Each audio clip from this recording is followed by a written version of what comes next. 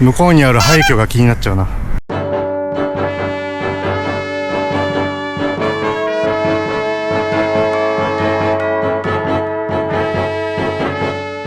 ということでコロンボフォート駅で降りました。もともと予定ではですね2時5分に到着する予定だったんですけど、今3時18分1時間以上遅れました。インドほどではないけどちょっとスリランカの列車も不安定っぽいですね。コロンボで泊まる宿は、ここから歩いてすぐのところで予約したので歩いてホテルへ向かいます。コロンボフォート駅前はこんな感じで、ここもインドのような大混雑みたいな感じではないですね。いい感じ。ちなみにコロンボで泊まるホテルなんですけど、実は別のところを予約してたんですけど、3日前ぐらいにホテルの設備で問題が出たから無料キャンセルできるようにしたからキャンセルしてくれって言われて、でそれで結構急遽取った宿になります。もともと予約した宿よりも高くなっちゃったんですよね。それが痛い。徒歩10分ぐらいで着きました。ダッチヘリテージホテルコロンボっていうところです。チェックインします。はい、チェックインしました。ベッドは綺麗で大きくて清潔そうでいいですね。でエアコンとテレビがあります。で無料の水2本あるのはありがたいんですけど、なんと冷蔵庫がないんですよね。ちょっとびっくりした作業用のデスクがあるのはいいんだけど、でクローゼットでセーフティーボックスがあるのが珍しいですね。でもセーフティーボックスいらないから冷蔵庫欲しいな。であと水回りです。洗面所に歯ブラシがある。歯ブラシとシャワージェル、シャンプーで石鹸、全部2個ずつある。素晴らしいですね。この辺はトイレも綺麗ですね。シャワーはこんな感じ。いや、いい感じいい感じ。バスタオルはバスタオルだけかな。Wi-Fi は 31Mbps 出てるんで、そこそこ優秀ですね。でこちらのダッチヘリテージコロンボというホテルに、2泊します。2泊朝食なし素泊まりで 82.92 ドルでした。アゴダで。今現在1ドルが 147.34 円のようなので、2泊で 12,217.76 円。今までのところよりはちょっと高い。部屋は綺麗だけど冷蔵庫が欲しいって感じ。時刻は4時15分になりました。今日はですねちょっと電車が遅れたからっていうのもあるんですけども、観光は明日することにして今日はゆっくりしようと思います。手持ちの現金がなくなったんで両替をしたいのと、あとスーパーでちょっと飲み物類を調達しようと思います。さっき来た時は気づかなかったんですけど、ホテルのすぐ横に両替所があった。ちょっとレートを見てみて問題なければここで両替しちゃいたいと思います。レートめちゃくちゃ良かったですびっくりした。アメリカ1ドルが302.59 ルピーなんですけど、304で両替してくれました。レートいいし速攻でやってくれました。この超立派なツインタワーがですねワールドトレードセンターみたいなんですよね。でこの中にスーパーマーケットあるみたいなので、中に入ろうと思います。中に入ったらこんな面白い噴水的なものがあったり、カタールエアウェイとか銀行とかありますね。でレストランもあるんだ。あれがスーパーですね。読み方わかんないけどカルギルス。ここでちょっと買い物しようと思います。この辺の 100% ジュースの紙パックは130ルピーですね。コーラ200ルピー、スプライトも200か。日本よりちょい安いかな。で 500ml の水は70ルピーですね。水は安いんだ。スーパーで買い物してきました。では一旦またホテルへ戻ります。こんなめちゃくちゃ高いビルなんですけど、もう廃墟になってますね。もう潰すのかなそのうち。でもめちゃくちゃ高いよこのビル。ホテルに帰ってきました。でスーパーで買ったのがこれです。水とジュースと歯磨き粉、あと歯ブラシを6本も買っちゃいました。全部合計で1720ルピーです。時間は5時46分になりました。飯食いに行こうと思います。ホテルのすぐ近くにいたトゥクトゥクで400の提示を300ルピーで約定しました。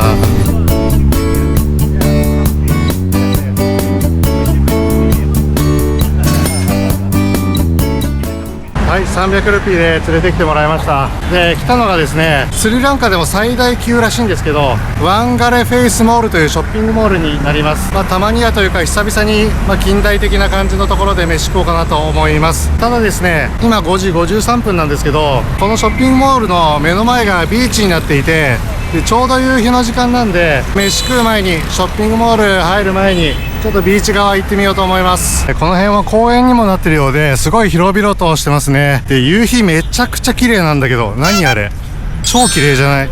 コロンボはスリランカのこの島の西側に位置してるんですよね。海沿いになります。なので夕日がいい感じですね、コロンボ。海沿いまでやってきましたが、結構出店も出てるんですね。いや、夕日が綺麗。海は特別正直綺麗ではないですね。ただ夕日が綺麗、超綺麗。何あれ。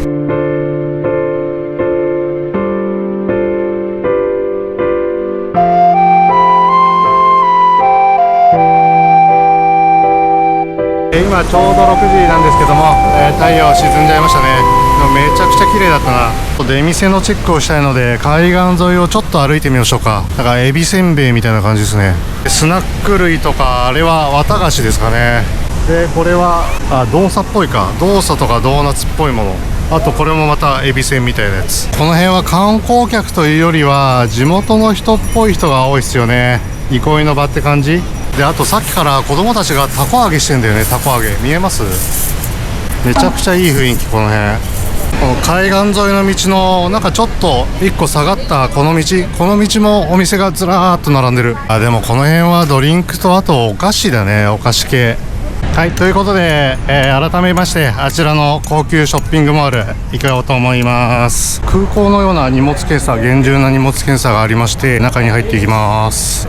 メインエントランス入ったらいきなりロレックスにオメガですよ超高級ショッピングモールですね。このショッピングモールはスリランカ発展の象徴みたいな感じっぽいですよね。アルマーニエクスチェンジがあった、スワロフスキーとかも知ってる名前ばっかですね。レストランとかフードコートは地下にあるらしいんですけど、その前にちょっとブラブラ散策しようと思います。上の階まで上がります。3階に唐突に日本語が現れました。ラーメン屋さんかな。ハロー、こんばんは。ラーメンに限らず麺屋さんなんだね。メインは混ぜそばなんだ。名古屋なんですね。もちろんナイキとかアシックスとかアディダスとかそういうのもあります。いや本当見たことある店ばっかなんで、知ってる店ばっかなんで、逆にちょっとつまんなくなってきました。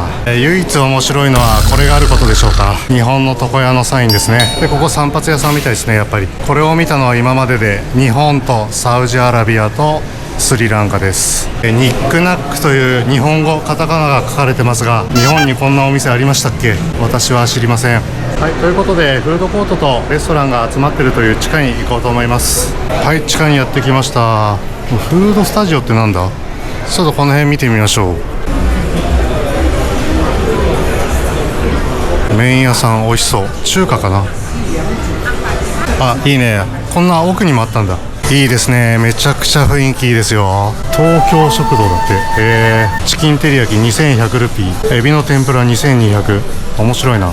なんとタイ料理もありますね。タイ料理パッタイ2850。結構高いな。ピザ屋さんもありますね。そしてなんとシンガポール料理までありますね私は行ったばっかなんでシンガポールはやめときます。そしてもちろんスリランカ料理もありますね。そしてなんとパキスタン料理もある。すごい多国籍。面白いな。一旦今のフードコートを離れましてですね、で他にもお店があるので見ていこうと思います。マンハッタンフィッシュマーケットなるお店もありますね。ちょっと久々に魚食いたい気もするんだよな。ピザハットにサブウェイにバーガーキング、KFC もある。超世界的なお店もありますね。ということで大体回ったかなと思うんですけど、めちゃくちゃ迷う。どうしよう何食おうかな。もう死ぬほど迷ったんで東京食堂しかないっしょ。東京食堂にします。で飲み物なんですけどお酒はなさそうなんで、この昆布茶ってやつが気になるんで、おすすめ聞いたらパイナップル昆布茶ということなんで、パイナップル昆布茶頼みました。食べ物は今出来上がるの待ってるんですけど、これ昆布茶まさか瓶で来ると思わなかったんだけど、いただきます。多分ですけど昆布は入ってないんじゃないかな。で味はもう本当なんて言っていいか全くわからない。すごい簡単に説明するとパイナップルサイダーですそこの東京食堂さんで頼んだものがこちら、チキンカツ丼でございます。匂いはかなりいい感じですよ。これが2500ルピーで、パイナップル昆布茶が900ルピーで合計3400ルピーです。クレカで払いました。チキンカツいただきます。うまいわ。日本のカツ丼の味するよ。びっくりした。これはすごいわ。で、びっくりすることに、カツも美味しいんだけど、日本の蕎麦屋のカツ丼と一緒って感じで、お米もね、ちゃんと美味しいんですよ。チキンはこんな感じで、厚さは全然ない、薄いんですけど、でも全然、味は全然うまい。ごちそうさまでした。いや、チキンカツ丼がマジでうまかったです。昆布茶は微妙でした。ホテルへ戻ります。では、ビッグメイのバイクでホテルへ戻ります。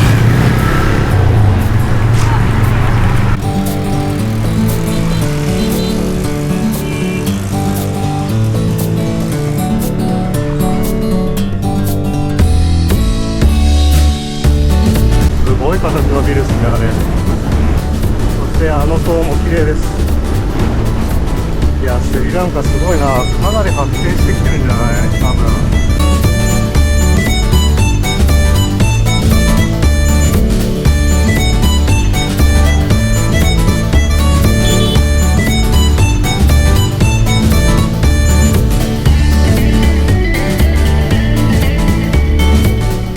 はい、ホテル着きました。ピックミーバイク、チップ込みで220ルピーでした。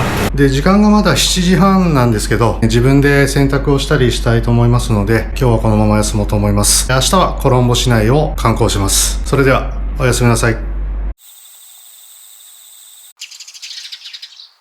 おはようございます。10月4日土曜日朝8時25分です。今から朝飯食いに行こうと思います。ピックミーで、トゥクトゥクを呼びました。すぐにトゥクトゥク来てくれました。ちょっと遠いんですけど、行きたい店があったんで、そちらで朝食を食べます。昨日も来た海岸線ですね。この時間は気温も低いから涼しいから気持ちいいですね。この辺、でっかい国旗が立ってる。ピックミーのトゥクトゥク、チップ込みで360ルピーです。来たのがですね、カリーポットレストラン、カリーポットというところです。地元の方に人気のカレー屋さんだそうですね。で、この店の向かいはもう海と線路があるっていうめちゃくちゃいい感じのロケーションです。では入ってきます。あ、こういう感じなんだ。注文の仕方は分かんないけど、ブレックファーストってあそこにあるね。適当にちょっと店員さんに聞きながら頼んでみます。はい、ということで店員さんと相談しながら頼みました。組み合わせ微妙かもしれないけど、上に乗ってるのはオムレツです。これがチキンで、これがなんかリーブスって言ってたから分かんない、なんかの葉っぱで、これがじゃがいもカレー、じゃがいもで、これがダールですね。で、これもすいません、よくわからない野菜。いただきます。で、野菜はおすすめをくれって言って、この最後の緑色のわからないようなやつ入れてくれたんですけど、これがめちゃくちゃうまいねこれなんだろう、めちゃくちゃうまい。これがダールですね。うまい。これもうまい。で、じゃがいも、まあ普通にうまい。で、リーブス、なんかの葉っぱ、これもうまい。味は結構濃いめで、メインのチキンです。あーうまい。これどれもうまいわ。この店うまいわ。今のところというか、スリランカで食べたカレーの中で一番うまい。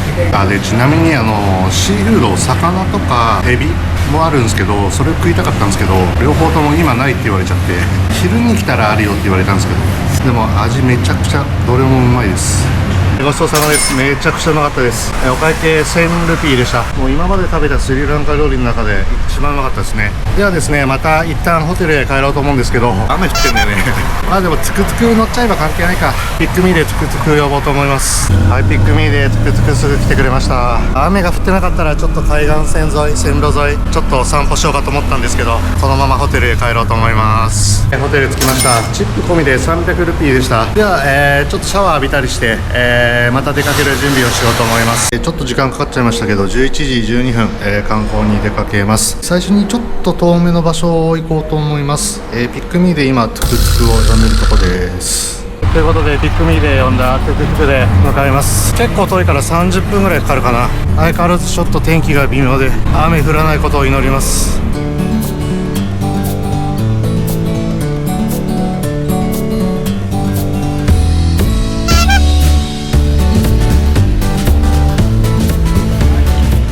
はい、着きました。チップ込みで720ルピーでした。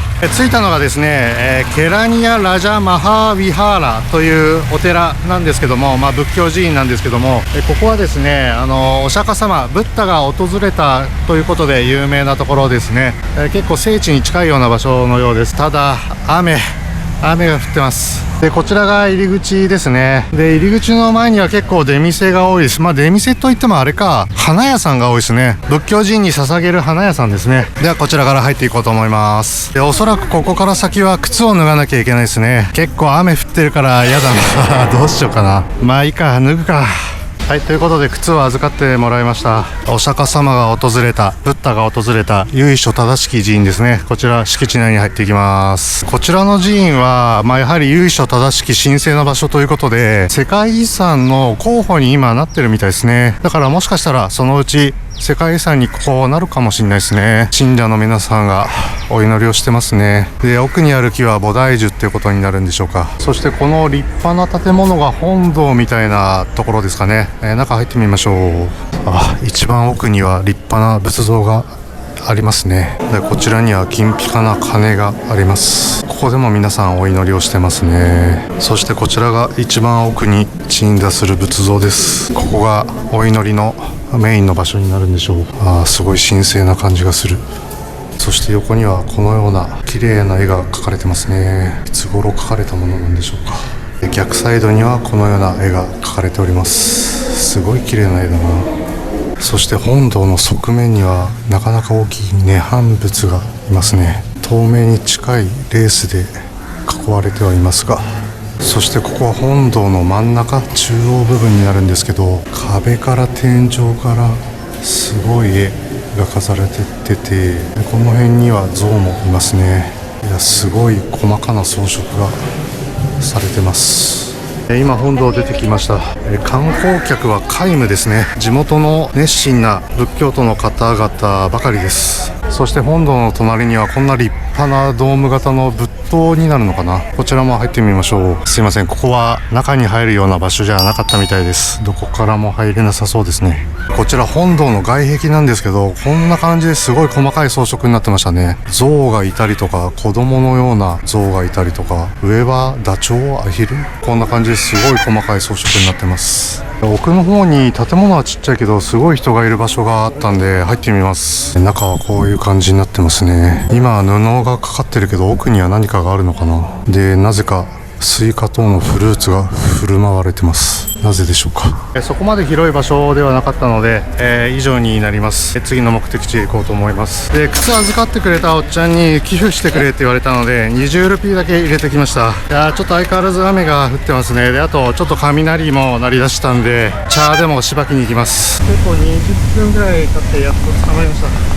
はい、ピックミーのトゥクトゥクチップ込みで650ルピーでした。着いたのがですね、ホテルからすぐ近くなんですけど、ティーラウンジバイディルマーっていうお茶屋さんですね。こちらですね、こちらでセイロンティーでも飲もうかなと思います。メニューはこんな感じですね。いろいろとあります。であと食べ物もあるんですね。ちょっと軽くなんか食べようかな。2階に上がってきました。店内の様子はこんな感じです。注文したのがセイロンティーのセイロングリーンティーっていうのがあったんで、セイロングリーンティー頼んでみました。であとスイーツも頼みました。で最初頼もうと思ったものが品切れとのことだったんで、このトレスレチェってやつ、これを頼みました。結構待ちましたが配膳されました。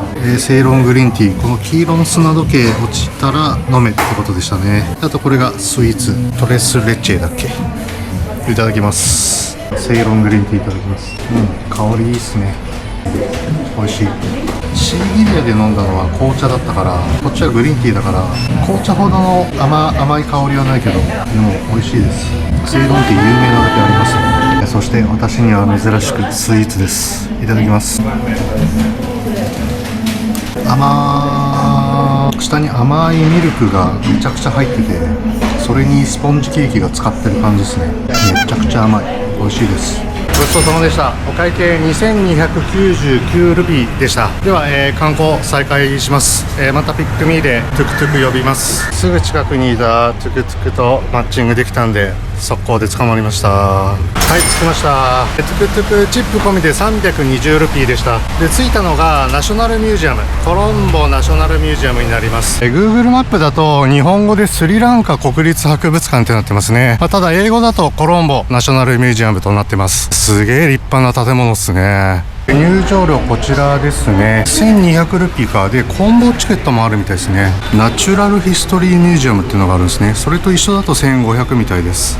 で私はですね、ナチュラルヒストリーミュージアムはちょっと今調べたらちょっと規模小さそうだったんで、シングルチケットの方を買いました。1200ルピー。すいません、中はですねビデオ禁止みたいで、写真だけ OK みたいなので、どうしようかな、またボラギノール方式でお送りするかなと思います。はい、まず外観なんですけども、左右対称となっていて本当に美しい建物でした。で中にフロアマップがあったのでまずご紹介。1階はまず各時代ごとの展示で、2階は何か物ごとって感じの展示になってましたね。ということでまずは1階の戦士時代の部屋から見ていきます。まずはヒューマンエボリューションということで、こんな規模の大きい話の展示もあります。で当時のスリランカの生活ぶりを伺わせる模型なんかもあったりしました。で次にアヌラーダプラ時代というものの展示の部屋に行きました。で当時のものであろう色彩豊かな絵があったりとか、あとは仏像の展示がありました。当時からこんなものあったんですね。そして3つ目はポロンナルガ時代という時代の部屋に行きました。で小さいけど涅槃仏があったのはびっくり。当時からあったんですね。前回動画で言ったキャンディーが王国だったキャンディー王国時代の部屋へ行きました。でキャンディー王国関連の展示はこの博物館の中でも最も重要だそうで、特にこの玉座に関しては一番重要、一番価値があるそうです。でこのようなものは単なる武器ではなく儀式儀礼用のものもあったそうです。ということで続いて2階へ行きます。2階にはまずこういった絵画コーナーがありました。結構大きくてびっくり。この自販機とおっさんは昔のものではなくて、なんか休憩できる場所になってましたね。でこちらは衣装コーナー、そして陶器コーナーになりますね。でこちらはコインコーナーって感じです。こちらの儀式コーナーでは、人物像があるんですけど、ほぼ生ハゲですね。でその他当時の暮らしを再現したコーナーがありました。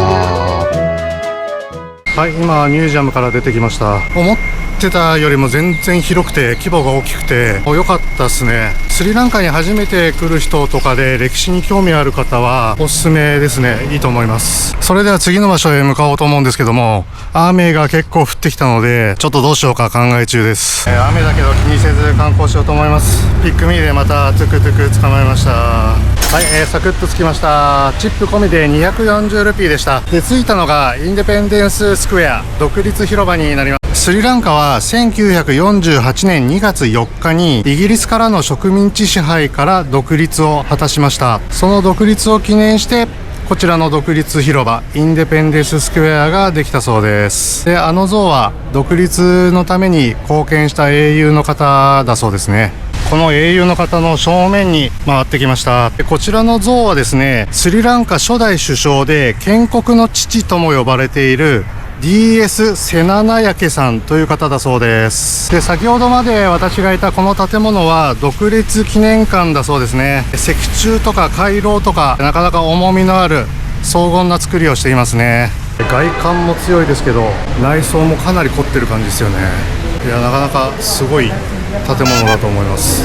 普段はこの独立広場全体が地元の方の憩いの場になっているそうなんですけど、今は雨降ってるからみんなこの独立記念館の中で過ごしてますね。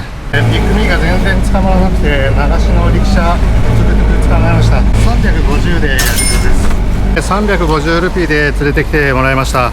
こちらがですねガンガラーマ・マハービハーラという、仏教寺院ですね。こちらもここにはですねブッダの髪の毛が、保管されているそうです。見れるのかどうかわかんないですけど、とりあえず入ってみましょう。はい、入り口はこんな感じなんですけど、チケットはどこで買うのかな。入場料500ルピーで今靴を預けてきました。でいきなりよくわかんないとこ入っちゃったな。でこの仏教寺院には多くの美術品とか彫像のコレクションもあるっていう風に説明書きになってたんで、これがそうなんでしょうね。確かにとんでもないすごい数ありますね。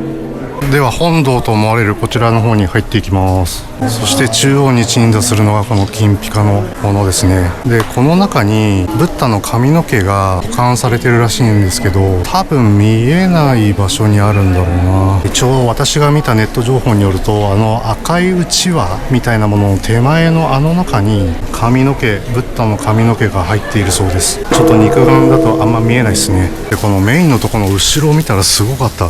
ちょっとこれびっくりした。仏像だらけ。すごいすごい。結構これ圧巻ですよ、肉眼で見ると。生で見ると仏像何体いるのかちょっと数えきれないかもしれない。しかも全部同じ形じゃないんですね。右手を上げたり下げたりしてる。いやすごいすごい。これ結構圧巻ですわ。ここに象がいるんですけど、なんかめちゃくちゃリアルじゃないですか。産毛というか毛が生えてるし、すごいリアルなんですけど中庭みたいなところには白い仏塔も立っております。でこの大きな木は菩提樹ですね。菩提樹ではこちらを後にしようと思うんですけど、このチケットがすぐ近くにあるもう一個の仏教寺院との共通チケットになっているので、そちらに行こうと思います。雨降ってるけどまあいいか、もうなんとかなるっしょ。共通チケットで入れるもう一個の仏教寺院はシーマ・マラカヤ寺院というところで、何でも湖状に作られている美しい寺院だそうです。はい、シーマ・マラカヤ寺院、こちらみたいですね。ここから入るようです。思ったよりはちっちゃかったですけど、やはり美しいって感じですね。美しい寺院。はい、先ほどの共通チケットを渡して靴を脱いで入ってきました。湖状にあるっていうことで映えますが、向こうにある廃墟が気になっちゃうな。でおそらく真っ青に晴れてる日だったら、空の青と湖の色とのコントラストでもっと映えるんだと思うんですよね。今日はちょっと残念な天気なんで、あんまり外の景色との調和は微妙かな。中は荘厳な雰囲気になっています。ガラスケースに入った仏像ですね。結構お顔がリアルな気がするこれで、この本堂を囲うようにして仏像が周りにずらーっと並んでますね。みんな座り方が違うのがすごい。全然違いますねみんな。今通り過ぎそうになったんですけど、これが菩提樹ですよね。高さはないけどこれも立派な木ですね。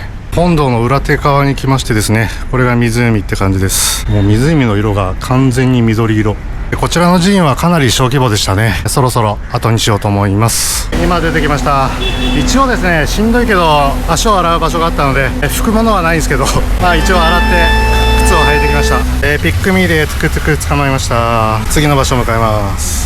ピックミーのトゥクトゥクチップ込みで370ルピーでした。やってきたのがコロンボロータスタワー。昨日の夜もライトアップしてるところを見た、めちゃくちゃ高い塔ですね。ただですね、入場料が高い上に今日ちょっと天気悪すぎで見晴らしも良くないと思うんですよね。だからちょっとどうしようかめちゃくちゃ迷ってます。とりあえず中に入って料金のチェックだけしようと思います。ちなみに今天気こんな感じで、今日一雨降ってますね。今入ってきましたが、めちゃくちゃ人多いですね。地元民ばっか。これっぽいですね。20ドルか6100ルピーだそうです。めちゃくちゃ迷う。どうしよう。こんなに天気悪い時に登ってもしょうがない気がするんだよね。今登ったら本気のコロンボ見れないよね。めちゃくちゃ迷ったんですけど、というか YouTuber なら行ってこいよっていう感じだと思うんですけど、そんなコロンボの姿を見せるのは逆に申し訳ないと思って行くのはやめようと思います。スリランカはめちゃくちゃ気に入ったので、また必ずコロンボには来ると思うので、その時の楽しみにしようと思います。最悪だ。びっちょびちょになった。ロータスタワーの敷地の外に出ないと車来てくれなくて、でびっちょびちょになって走ったらキャンセルされた。でもう一回呼んで今度は乗り込めたんですけども、びっちょびちょ。はい、ということで、トゥクトゥク340ルピーでした。でもうびっしょびしょです。もうとりあえず部屋でシャワー浴びようと思います。シャワーを浴びてきました。本当はですね、もともとはさっきのロータスタワーの後で、飯を食ってからホテルに戻る予定だったんですけども、今も音聞こえるかな。めちゃくちゃ雨降ってまして、ここは思い切って飯なしで今日は終えます。でですね、明日出国です。スリランカを。で明日早朝なんですよね。6時45分発のフライトに乗るんですよ。なので、遅くても3時半にはこのホテルを出ようと思っているので、早めに寝ようと思ったので、もう今日はこのまま飯食わずに寝ようと思います。先にこのホテルの評価をしたいと思いますが、5つ星中 3.5 にします。まず部屋は綺麗で清潔ですね。文句ないです。スリランカにしてはそこそこの値段だとは思うんですけど、それに見合うぐらいの清潔さはあると思います。でただなぜ冷蔵庫がないかっていう、そこがちょっと不満ですね。Wi-Fi もちゃんとつながるし、早いですし、あとはあれか、バスタオルしかないっていうのはちょっとだけ気になるところですかね。なので 3.5 にします。ということでですね、今日はこのまま寝たいと思います。おやすみなさい。おはようございます。10月5日日曜日、早朝の3時半になります。今からチェックアウトして空港へ向かいます。ピックミーで今回初めて普通の車を呼びました。空港へ向かいます。すぐ来てくれました。4時10分空港に着きました。チップ込みで3100ルピーでした。では、チェックインして制限エリア内に入っていきます。制限エリア内に入ってきました。スリランカ、1週間ですね。1週間いたスリランカ出国しますので、スリランカのまとめを話そうと思うんですけど、めちゃくちゃ良かったですね。もう何より人がいいですね、スリランカは。ほんとみんな優しくて親切でしたね。びっくりしました。こんなに初めて来てこんなにストレスゼロで1週間過ごせるとは思わなかったですね。本当に良かったです。本当好印象な国でしたね。本当に素晴らしい滞在になったと思います。それで次に行く国なんですけど、次はですねギリシャになります。ただですね、ちょっと残念ながらスターアライアンスだとギリシャまで直行便がないんですよね。なのでイスタンブールを経由してギリシャへ行きます。世界一周航空券って16便乗れるんですけど、これで2便使うことになるんですよね。普通だともったいないからイスタンブールも観光してっていう感じになると思うんですけど、イスタンブールは去年行ったばっかなんで、もうイスタンブールは街中に出ずにそのまま乗り継ぎでギリシャへ今日中に向かう形になります。でギリシャも何都市か回る予定なんですけども、ギリシャのどこに最初行くかっていうのは次回動画のお楽しみということでお願いいたします。とりあえずギリシャへ行くって感じですね。でここコロンボからまずトルコ航空でイスタンブール行って、でイスタンブールからエーゲ航空っていう航空会社でギリシャへ入ります。ということでスリランカ編は以上となります。面白かったとか役に立ったとか思っていただけたならチャンネル登録の方ぜひよろしくお願いいたします。それでは次回ギリシャ編でお会いしましょう。